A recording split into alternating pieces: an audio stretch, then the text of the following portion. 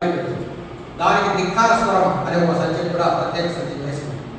అది బీజేపీ అధికారంలోకి వచ్చిన తర్వాత తన మతోన్మాద హిందూ ఉగ్రవాదాన్ని పెంచి పోషిస్తున్న నేపథ్యంలో భారతదేశంలో మత విద్వేషాలను, ముఖ్యంగా సమాజంలో విద్వేష భావాలను పెంపొందించేటువంటి అనేక శక్తులు, ముఖ్యంగా ఆర్ఎస్ఎస్ లాంటి, బజరంగ లాంటి మతోన్మాద శక్తులన్నీ విజృంభిస్తున్న నేపథ్యంలో కవులు, రచయితలు తమ కళలకు బదులు పెట్టాల్సిన అవసరం ఏర్పడింది.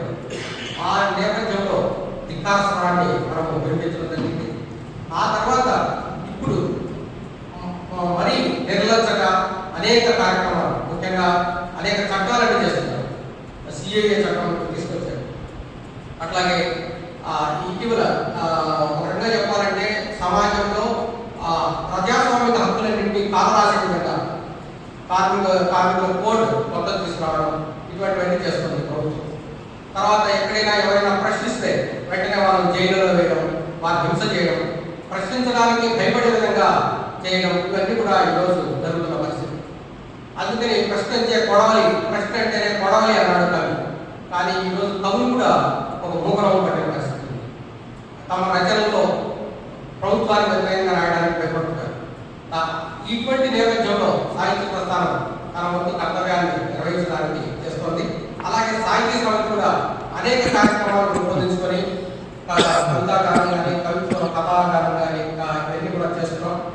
రకరకాల కార్యక్రమాలు కూడా, ముఖ్యంగా ఇంతకుముందు తెలుగు భాష పైన, అంటే ముఖ్యంగా ఇక్కడ ఉన్నటువంటి రాష్ట్ర ప్రభుత్వం అధికార తెలుగు మాధ్యమాన్ని తొలగించేసి ఇంగ్లీష్ మాధ్యమం పెట్టినప్పుడు కవులు, రచయితలు చాలా మంది స్తబ్దతకారులు చూసుకున్నారు. మీ పిల్లలు ఏం చదివిస్తున్నారు అని ప్రశ్నించినప్పుడు ఏం చెప్పలేకపోయారు. ప్రసిద్ధంగా రోజు అవార్డు తీసుకున్న వాళ్ళందరూ కూడా ప్రశ్నించలేకపోయారు. కానీ సాహిత్య సమితి విజయవాడలో అందరినీ సమీకరించి ధర్నాలుగా చేపట్టింది. తెలుగు మాధ్యమమే ఏర్పాటు చేయాలని కోరింది. అయినప్పటికీ ఆ కళ నెరవేరలేదు. ఏదేమైనా తెలుగు భాష ఈరోజు చాలా ప్రమాదంలో ఉంది. ఒక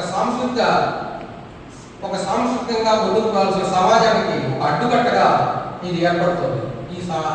ఆ రకమైనటువంటి సందర్భంలో మనం దాన్ని కట్టదించుకొని ప్రజల్లో సహకారం తీసుకొని మళ్ళీ తెలుగు భాషను పునరుద్ధరించుకునే విధంగా ఈ సాహిత్య ప్రస్థానాన్ని మనం కొనసాగించాలి. అనేక పత్రికలు ఇటీవల కాలంలో మూతపడ్డాయి. మేము తెలుగునే రక్షిస్తామన్నటువంటి ఈనాడు రామోజీరావు గారు పత్రిక నడిపారు. అది ఆగిపోయింది. తెలుగు వెలుగు అనే పత్రిక, చేతుల విప్లవ పత్రికలు అవి ఏ విధంగా ఉపయోగపడవు అనేటువంటి పత్రిక మూసేశారు. రచన అని ఒక పత్రిక వచ్చింది, అది మూసేశారు. ఆంధ్రజ్యోతి చాలా మూసేసింది, ప్రత్యేక పుస్తకాలు. ఇట్లా అన్ని పత్రికలు